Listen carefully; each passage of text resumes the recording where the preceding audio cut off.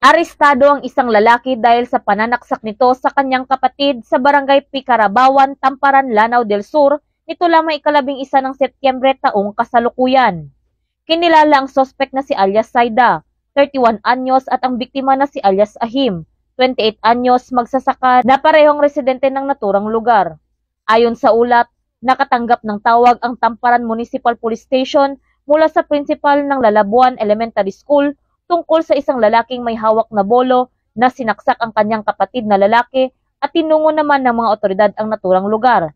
Nagtamo ang biktima ng saksak sa may tiyan nito at agad na isinugod sa ospital para sa agarang lunas.